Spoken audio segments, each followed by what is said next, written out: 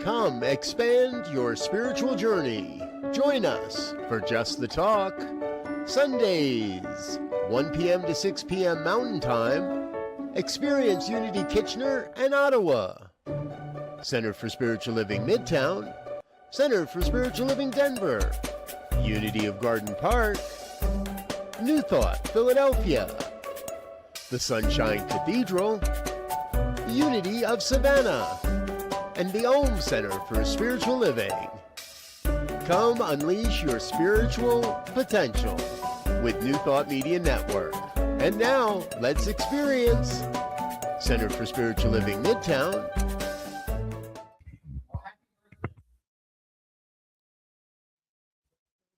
Because we talked about it. You are 12 years old on Thursday.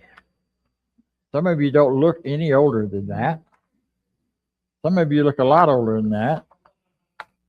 And but as an organization, we're 12. No, we're 14. I'm sorry, my math was wrong. We started in 2012. This is 26. 14. You're teenagers already. Well, there you go. That explains a few things. Okay.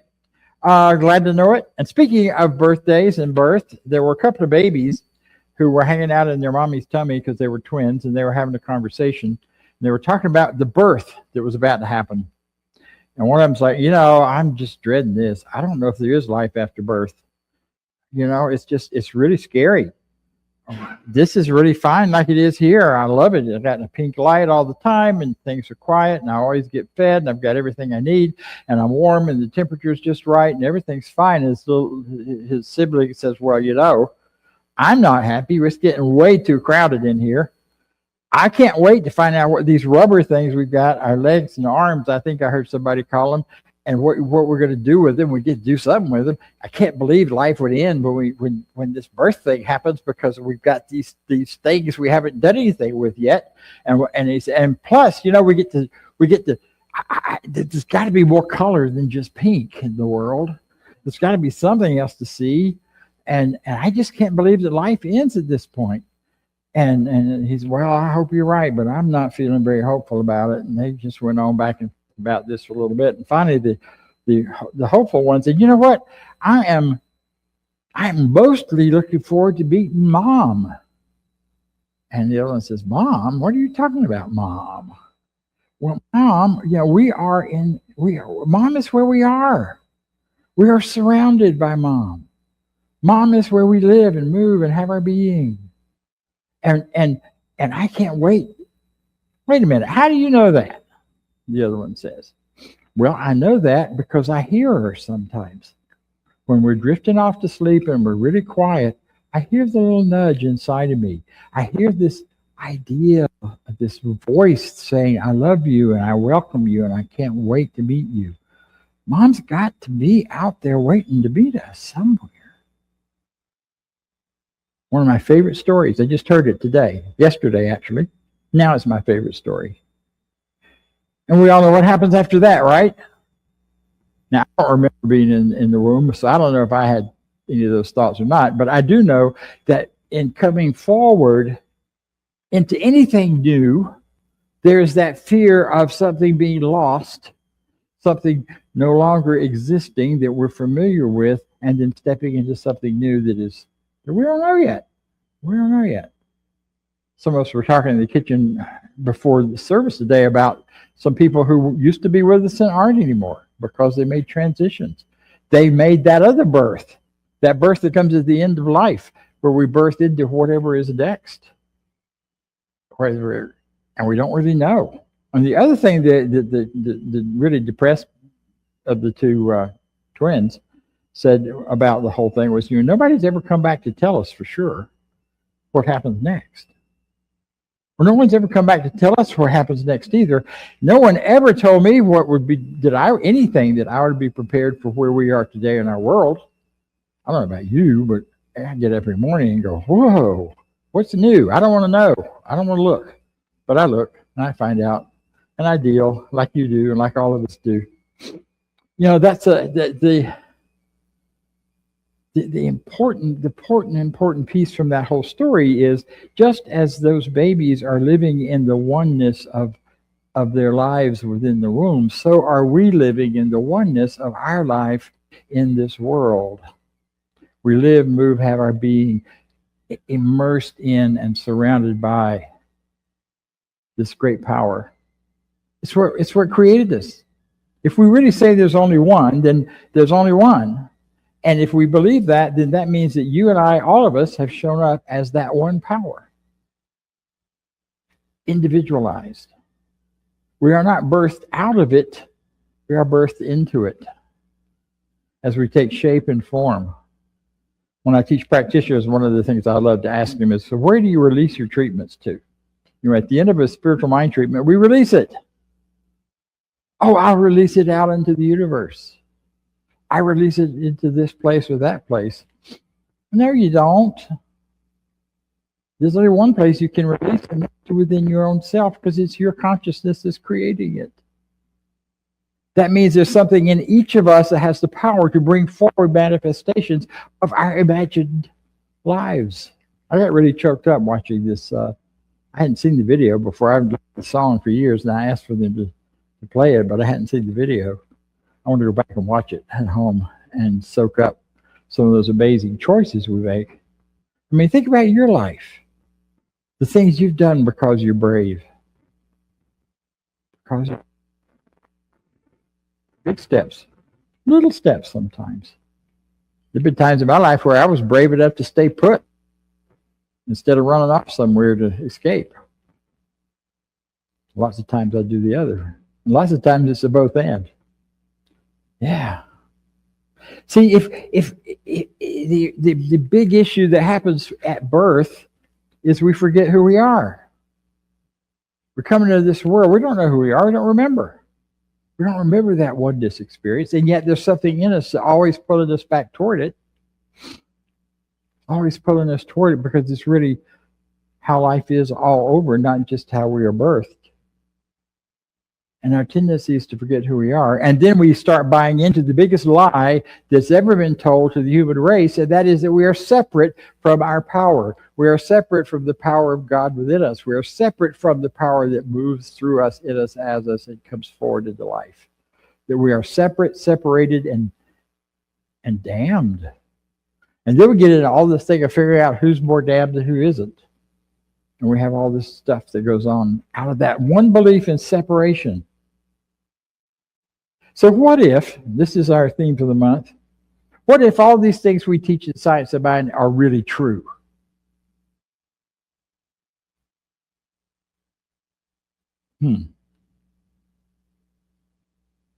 What if we're all really immersed in a single power? What if you're really made of it? And what if it's simply as simple as the energy that powers your life, that one power, that thought, that next idea, that emotion? What if that's it? You know, if you roll back in your awareness, you can roll back to what are you aware of, but that's still something outside of you to be aware of. Before awareness of something, there is the awareness. It's just awareness. It's the one thing that we can definitely, the scientists can look at and say it's the one thing we all have. Every human on the planet is awareness. We are aware of different things, depending on our culture and where we grow up and what we do. But we all have that basic awareness, which the folks in the non-duality movement call consciousness. That is the universal consciousness. I have the awareness. It's the same awareness you have. It can just be aimed at different things. Often in meditation, I follow the questions, what am I aware of? I'm aware of my thoughts. I'm aware of my feelings. I'm aware. What is aware? Who in me, what part of me is aware that I'm aware? And then there are no more words. Then you drop into that unity, that oneness, that place where that universalness of that we all share shows up. Tom Johnson was one of my favorite early teachers when I first got into this. And every time he talked to a crowd, all right, folks, how many people are in the room? And people start counting. No. How many people are in the room? One. Radical oneness. one. We all have different expressions of what it means to be a person, but there's only one. And you can only perceive one person, and that's yourself. And what you see with your eyes, ears, taste, feel, all of that. Now, yes, we believe and we know there are more than one people in physical form, but on the cosmic level, there's one. And that's enough. It's more than enough. So part of what we need to do in this time in this world is to begin to get out of this belief in separation and move more back into the what if we are really one. What if all of the power of the universe is available within each one of us? And the place we have to start with that is reclaiming our own minds. I don't know about you, I sold mine out a lot in the last few years. I gave it away to YouTube and Facebook and video scrolling, and some people call it doom scrolling. I call it escape scrolling. Just anything but think about what's going on. And anybody else have that? You ever experienced that? Maybe once or twice? Okay. We got to get our minds back, because there's something happens when you're doing that and you're getting these constant firings within your brain starts to count on it. And then you can't deal without it. It's called addiction. And the way through and out of that is to find the flow states that are natural to human beings. Those flow states, those times where you can be concentrating on something that you care about and that matters and that stretches you and pulls you towards something, and yet you have the capacity to reach for it, and you get in the flow. You know that state too, right? You start working on an art piece that's just the best thing, and the first thing you know, you've been at it all day and you don't care. Or you drop into working, drop into working on the talk, and I'm following this and I'm following this idea and that idea, and the next thing I know, it's been hours. And it's like, okay. Because afterwards, instead of feeling drained and worn out like I do after I do doom scrolling, I feel energized and alive and joyful. It's reclaiming our minds. We have to take the action to do that, because no one else can do it for us. It's ours. Another really important way to do that is to get enough sleep. Oh, come on, Bob. You're not going to go through the old stuff. Sleep, drink water, blah, blah, blah. Yeah. If we're going to claim our minds, we've got to take care of our bodies, and we've got to also make sure we're getting the things we need to do that.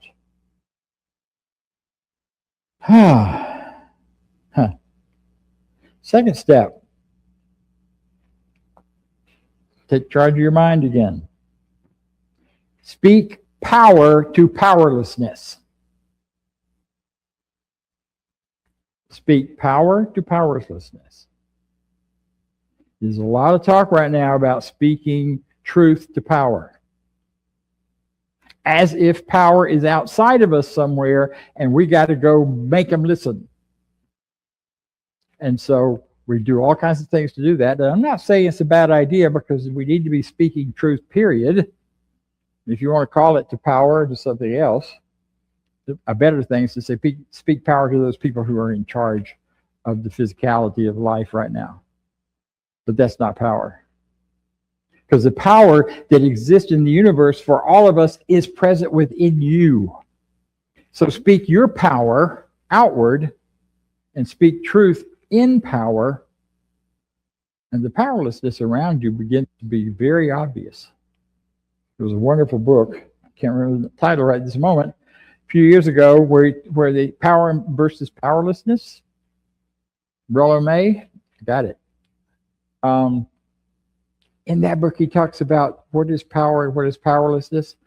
And he makes a whole argument for the idea that violence occurs, physical attack occurs when people reach the end of their sense of power, where they feel powerlessness, and the only way to get power is to attack and try to take yours. It's a horrible thing when you think about it, because it's right here in all of us. Speak your truth to truth. My friend John De Palma, some of you know, is a wonderful minister. He's now in Canada at Kelowna Church of Religious Science up there. And his statement always is, you will not ever convince me that your demonstrations have more strength and power than my treatments. Think about that. Doesn't mean we don't demonstrate. Doesn't mean you don't get out and fight for the things that you think you need to fight for. But don't forget that the real power of that is what you believe about it, and the stance from which you're coming. If you're coming from a place of powerlessness to try to get power in place, it ain't gonna happen. If you're coming from a place of power, knowing this is the truth and I'm standing up for it, that's a whole different ballgame, I think. Oh, by the way, full disclaimer: this is Bob. This is my ideas. Take them, leave them, work with them if you like them. But I'm convinced that we are now at a time like never before we are called upon, demanding that we stand in our power. Everything we've done in this New Thought movement up until now has been preparing us for now. How to meditate, how to be in community together, how to care about each other, how to see past the outside version of people into the hearts, into the namaste, the power of spirit within each of us. We've been preparing for this for a long time, and now we're here. We maybe we helped create it by preparing for it, you know? Yeah.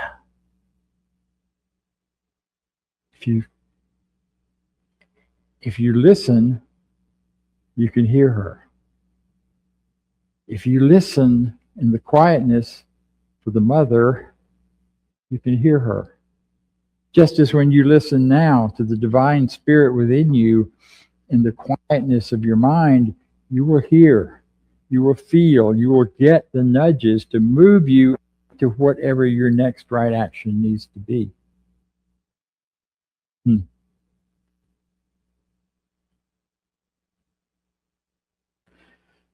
This guy, people talk about a lot, Jesus. He's been around and been quoted for a couple of thousand years, and one of the things he said that we're still trying to figure out what it means and how to do it. There are really only two commandments that override everything else. Love God. I would say love the mother, love the energy of life itself, and love one another as if it is yourself. Ernest Holmes says that we are each alter egos for one another. We love ourselves, we love you. And you know what happens is mostly we do love other people about the way we love ourselves. So if you want to up the ante for loving other people, then up the ante for loving yourself.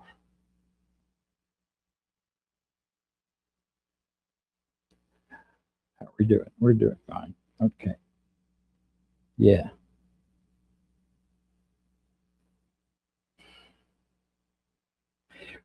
One of the most powerful ways I've discovered for getting past our apparent differences, this world we live in where we are so divided, we seem to be, it's not enough to disagree with people. People seem to need to to attack you for your difference of opinion, make you wrong. One of the most powerful ways to get past that in our attitude is to look past their behavior, their thoughts, and the way they're feeling, and look for the need underneath it. The required basic needs of humanity are the same, whatever your political leanings, whatever your desire. Now, the differences come when we think we know, because we have different ideas of how to get those needs met. But look for the basic need, the need for connection, the need for love, the need for safety. And if you see that in yourself, you can see it in someone else sometimes. But you have to look. You have to stop your reactions to whatever, if they disagree with you or you don't agree with them. You have to look past all of that and try to see what's the need underneath. And I've seen it happen again and again. If you can have that conversation to help it get to that need level, the other stuff falls away. Yeah. We agree on our needs. We don't agree on how to meet them.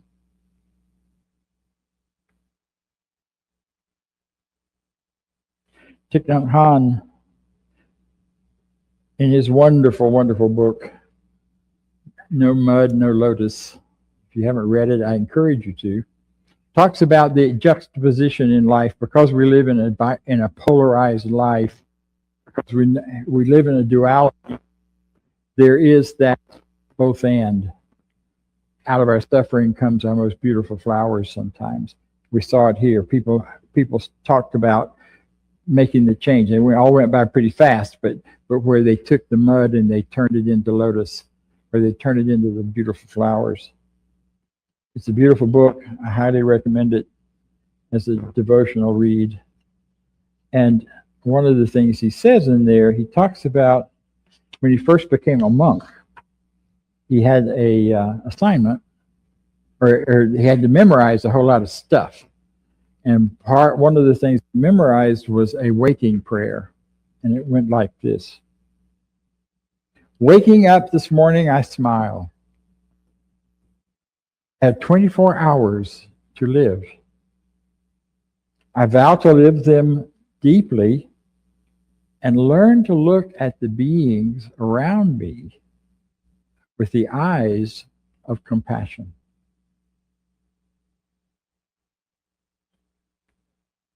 Waking up this morning, I smile. I vow to live them deeply. I have 24 hours to live. I vow to live them deeply and learn to look at the beings around me with the eyes of compassion. All of the beings around me. One of the questions I put in the lead-in to this talk was, do we really want a world that works for everyone? Maybe we have it, depending on working for people according to what they think they want or what they declare they want. But do we really want a world that works for those people we see as enemies, as a danger to ourselves or to others? It's a good question. But it all dissolves away if you take it on a 24-hour, day-to-day basis. Look at where your sphere of influence is. Your sphere of concern, yes, is big. But look at where your influence is. Your influence is your heart, your mind, and through that, the collective consciousness of the universe, of the world. That's where you have your power and potential. And in practicing this compassion with one another, that's where we get to experience the love that we desire for the whole planet.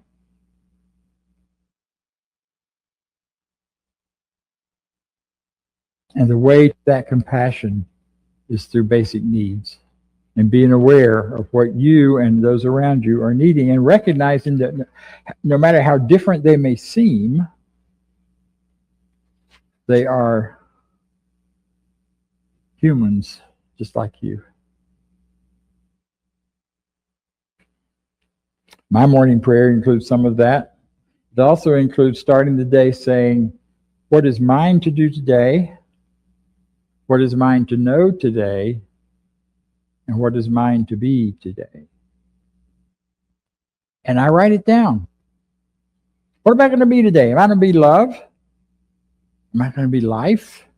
Am I going to be light? Which of the qualities of God that we talk about do I want to really bring forward and be today?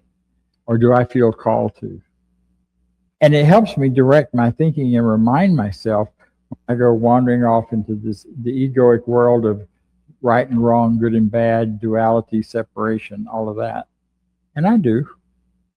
It brings me back. So I'd like to close today with a spiritual mind treatment meditation. I'd like to invite you to join me.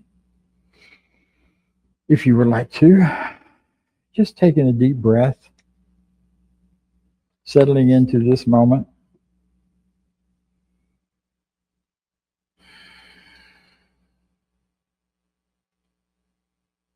Just let your attention turn back to your breath. What a gift. Life breathes us.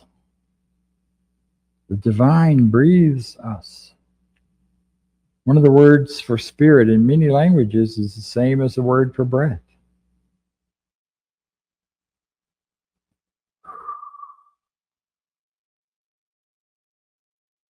Waking up this morning, I smile.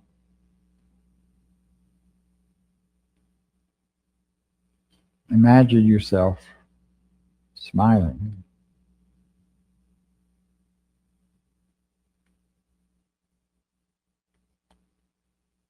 I have this day to live. Imagine how you want to experience and to live this day.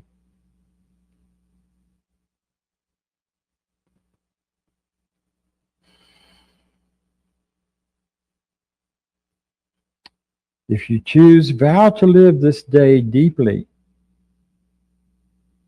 1 hour at a time, and learn to look at the beings around you with the eyes of compassion. The power of life, that life is, that God is, that the infinite is, something we are totally immersed in. It is what we're made of. It is the substance of ourselves. It is the energy and life of ourselves. It is our thoughts. It is our passion. And mostly it is our awareness. So knowing that, we step into this awareness and a choice to see the good. Because I have an ability to be aware, and I get to focus my awareness in the direction I choose.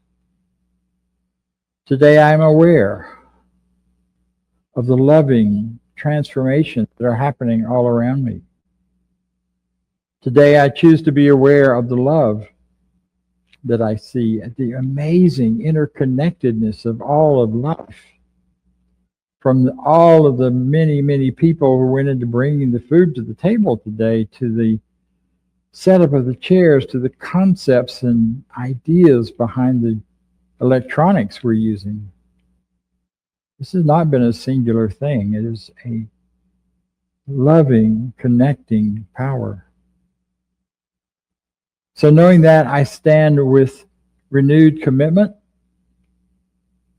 to live according to my truth that I know and I understand, and be open to the truth where it shows up from others in other places.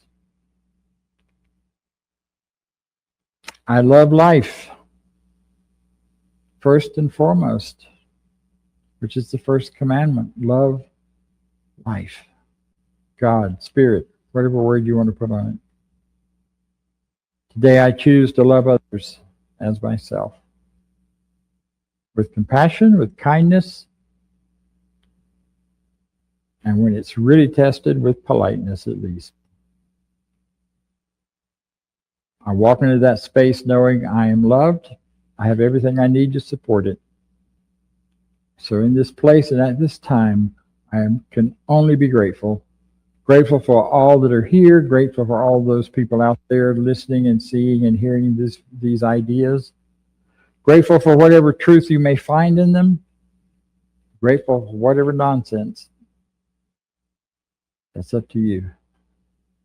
So in this gratitude, I know, and know that I know, that this idea, these ideas matter. They matter in me. They matter in each of us. And I stand in that truth. And in so doing, I let it be. I let it be so. And so it is.